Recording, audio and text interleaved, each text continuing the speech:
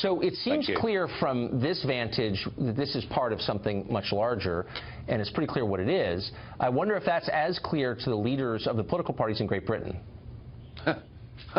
Well, I remember about 5 years ago, I said that we had a fifth column living inside our own nation. It was the first time in our history that we had people living amongst us that wanted to destroy our values and actually even wanted to kill us. And I remember the absolute wave of condemnation that I came in for.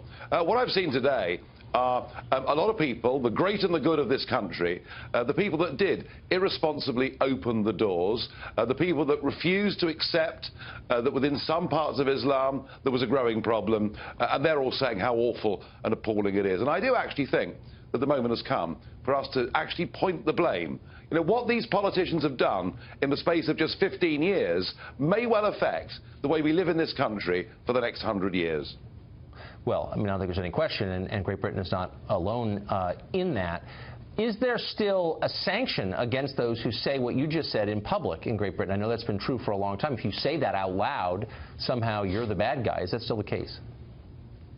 Well, I was the other week doing a radio show here, and I talked about Sweden. I talked about Malmo being the rape capital of Europe, and I'm currently under investigation by Ofcom, who are the regulator here for all broadcast media. Now, I don't anticipate receiving a heavy fine, but it just goes to show, doesn't it, that actually we do not quite enjoy free speech in this country in the way in which we should. No, the country that invented it no longer has it.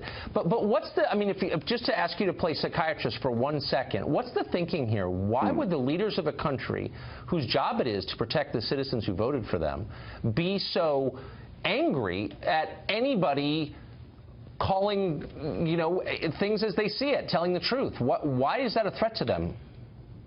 Well, this was when Tony Blair got elected back in 1997.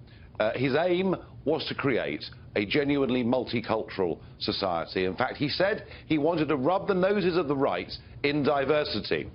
Peter Mandelson, one of the architects of New Labour, said we sent out search parties all over the world to find as many immigrants as we possibly could.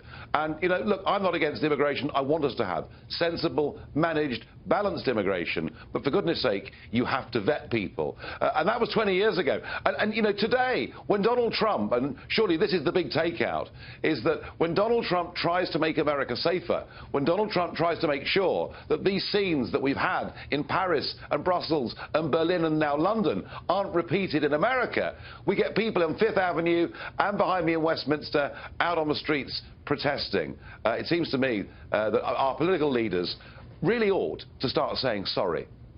Yeah, I'm not sure any societies ever behaved the way Western societies are behaving now in this masochistic way. So what are the specific lessons for U.S. policymakers in the wake of something like this? There are two, I think. The first is to be desperately careful about who you let into your country. And yes, I know the vast majority, 80% plus, you know, of Muslims living in Britain, according to our surveys, want to be integrated and respect our way of life. And the last thing we need to do is to alienate them. But you can't have open-door immigration and not bring in terrorism. That's point one, and that's exactly what the president is trying to do. The second problem are that some of those communities that exist within our countries are, and I'm quoting Britain here as an example, through our state-run schools and our prisons being radicalised. It's hard to believe, isn't it, that actually in British prisons it's now one of the major sources of Islamic terrorist recruitment. And frankly, we've simply got to get tough, and we've got to give our security services all the weapons that they need to try and counter this threat. Good luck, and God bless you tonight. Nigel Farage, thanks a lot. Thank you.